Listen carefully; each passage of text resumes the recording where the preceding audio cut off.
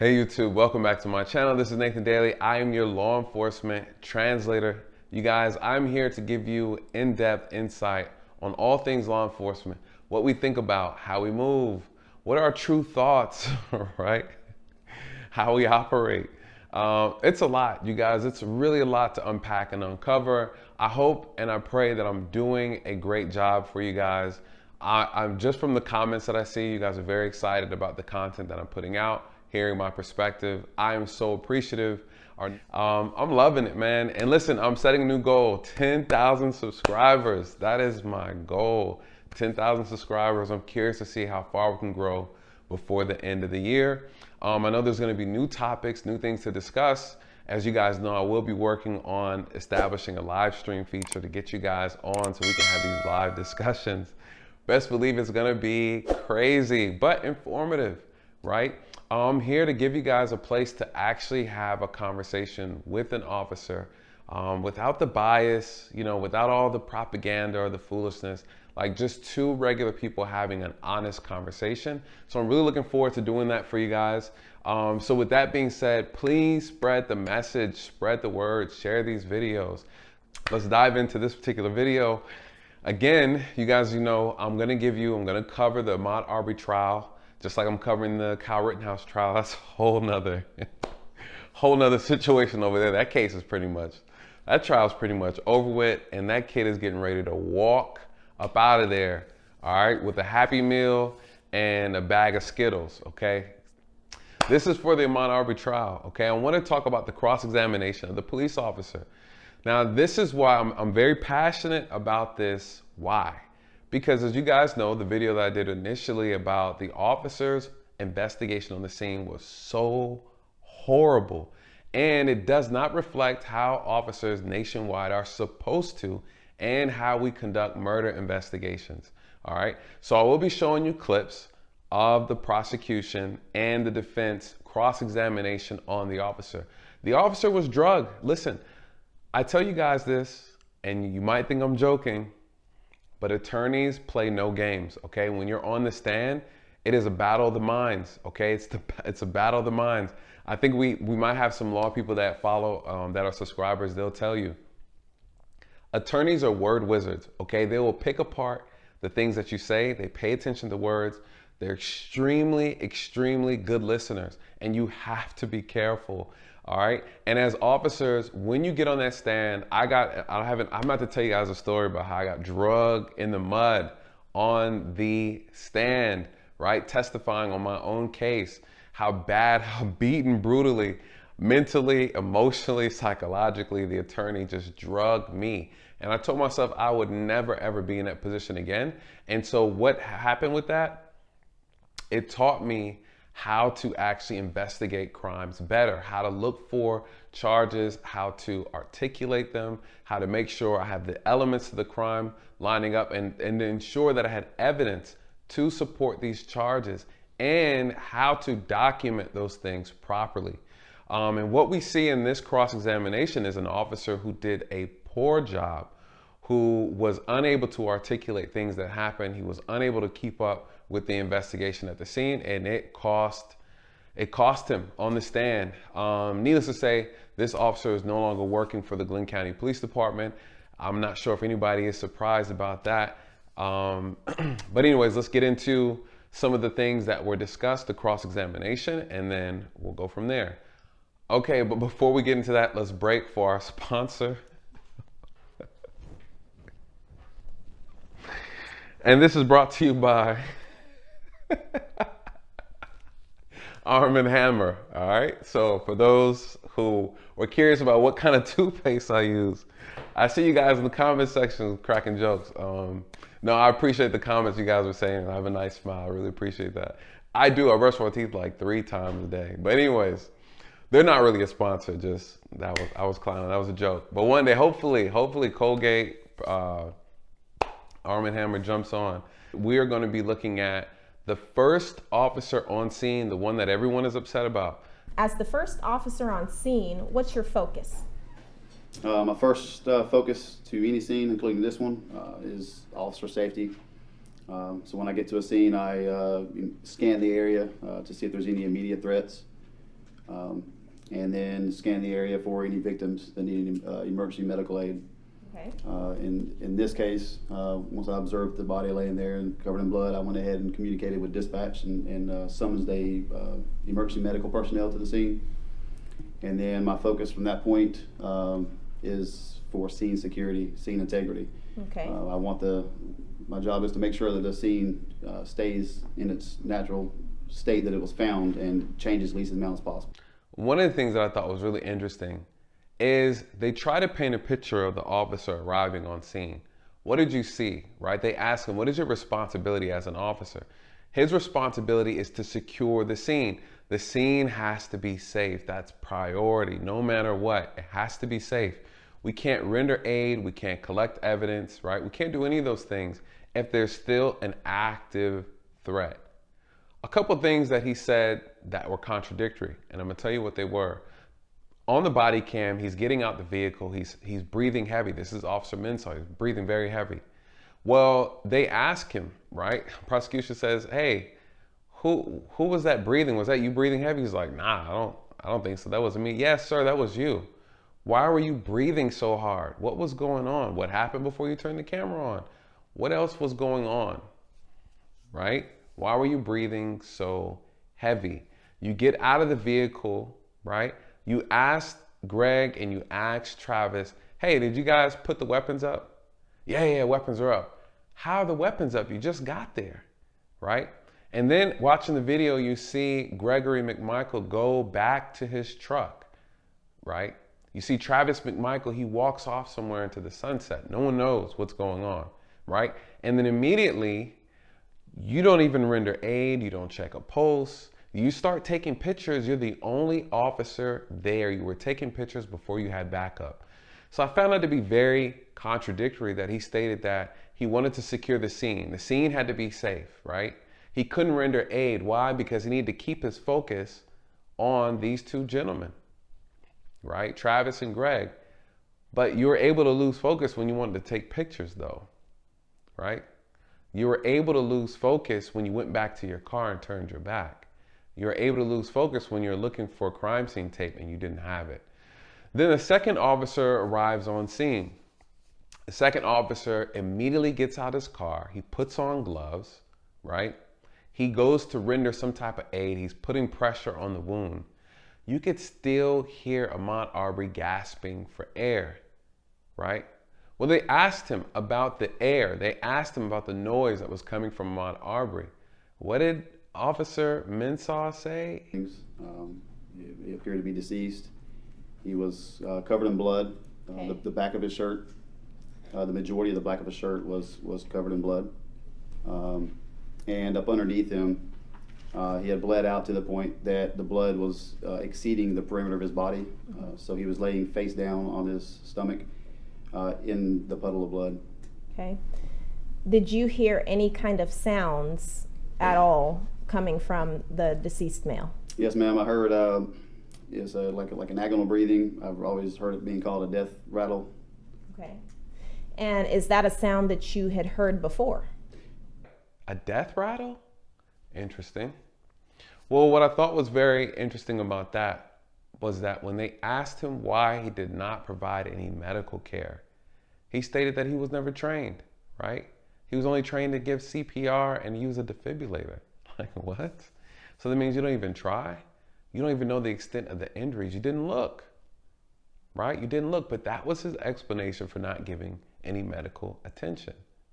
Then he was like, "I don't even have a medical kit." What? What? You don't have a medical kit? What's the problem with that? I see two problems with that. I see a lackadaisical officer, right, who should have never been doing this job in the first place. Why? You know why I had a medical kit? Just in case I got injured, or just in case I go on the scene and someone else is injured, or I'm responding to a coworker, right, another officer, and that officer is injured. I bought my own medical supplies, and medical supplies were provided to me by the department. So, you know, these are things that are very interesting. Like, I wonder what the department thinks about that. Are you guys not equipped with medical equipment? Couldn't be. Why? Because apparently the other officer who responded, he had medical equipment and he had caution tape. Now, seeing that, did you attempt any CPR or anything like that on the deceased I male? did not know, ma'am. Okay, why not? Well, when I got there, I did not know any of the people or any of the facts or circumstances to what had happened. The only thing I knew that I observed was a body laying in the middle of the roadway that had just bled out, and it was by apparent gunfire. So, being that I was the only officer on scene, without having any other police units to watch my back, there was no way that I could switch my attention to anything medical and still be able to watch my surroundings and watch after my own safety. Okay. And I also did not have the adequate medical training. My uniform and patrol car was not equipped either with any type of medical supplies or medical equipment that would have sufficed working on any gunshot or a critical injury. When you're on scene, did you immediately see any weapons? When I got on scene, I didn't see them right off the bat. Momentarily, though, I did see a shotgun laying over in a grassy yard. Okay. It was going to be. During the time that you were on scene, did you see any other weapons? Yes, ma'am. I after a good few minutes had already passed, I observed a silver revolver handgun in the passenger seat of the white F-150. Okay. Passenger seat of the white. And did Officer Duggan render aid to the deceased male? Yes, ma'am. Okay. You know, this is the problem we have in law enforcement when we have officers who really don't want to do the job, right? Like, you're just there because you need a job. And I think that's the biggest problem that we have to talk about. And we're going to talk about those things. On this channel, we're going to talk about reform and what does criminal justice reform really look like. For starters, putting the right people in the job to do the job properly, okay? Listen, you guys, he did a horrible job. But I have to remind you guys, all police officers are not created equal, right? Just like police departments, all police departments are not created equal, right? You could have one department in this city, another in this city, this county, and out of all three of them, one is probably top tier, right? That's the reality, and it's like that nationwide, okay? So there are police departments that just don't have it together. They need to be broken down, rebuilt, reshaped, restructured, right? And the same thing with officers. All police officers are not created equal. What I saw from that officer in that video, what is he doing? You have the officer who's trying to render aid, okay? He gets there second. He's trying to help. He asks you to get something out the car, right? He said, hey, can you get me, there's a towel back there, can you get the towel? And this clown is walking to the car to get the towel. He's walking. He didn't care. He did not care. And he didn't know what condition. Why? He said, listen, I'm not a medical person, right? I don't have any medical training. Yet you want to tell somebody that it's a death rattle, right? So you're qualified to say someone is rattling death, but you're not qualified enough to see if you can render aid. Just say you didn't want to. Just say he looked dead to me. I didn't feel like trying. Right? The contradictions in his statement. The contradictions on the stand. This is what he said. That's what he said. You know, how come you didn't render aid? Hey, they don't train me to do that. I do CPR. At best, I hit you with a defibrillator. At best. I'm not trained medically. What else did they ask him? Right? How was his positioning at the scene? What did he do? Hey, did you secure the scene? They asked him, did you secure the scene? Yeah, I secured the scene. How, sir? How? The suspects are roaming free in the scene. They're all in the scene. They did everything but cartwheels and backflips across the evidence, right? The entire time. You allowed them to go in and out of vehicles. How is that secure? You even sat in the truck and watched a movie with Brian, right? With William Roddy Bryan. You're sitting here watching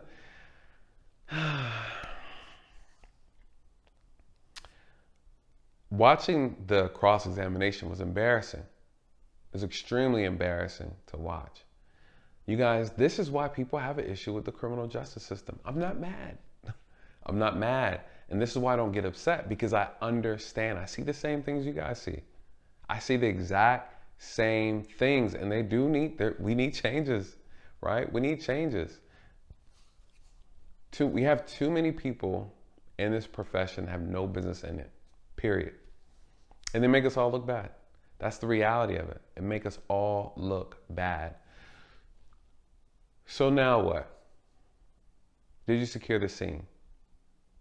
Did you secure the weapons? Well, I asked them to put the weapons up. Did you pat anybody down? Did you check anybody? Oh, well, I didn't think they were a threat. What? Perception. Perception, right? They asked, where were the guns? Greg McMichael's gun was in the truck. I wonder how it got there, right? The shotgun was in the grass.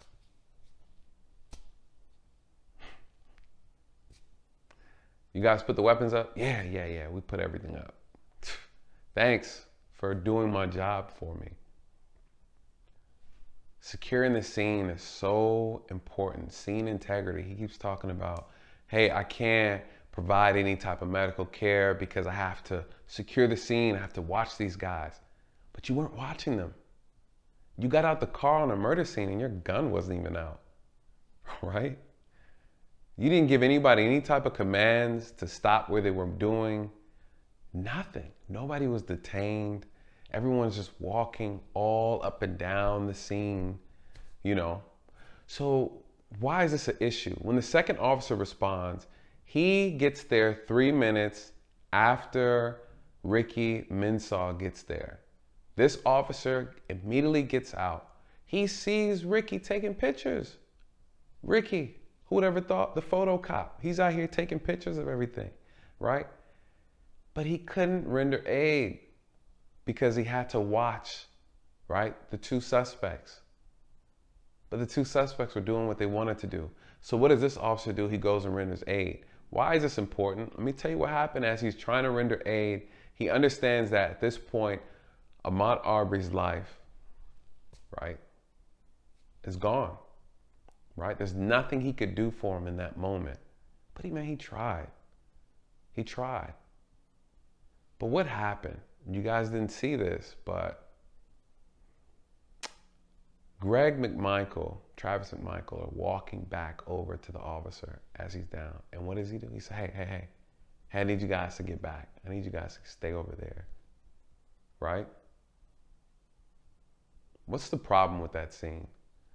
Officer Minshew could have gotten his partner hurt. This is why it's so important as officers for us to have protocol, procedures, and standards. Because officers who are responding are assuming that, one, you've taken control over the scene, that you ensured scene integrity, that you have it safe, right?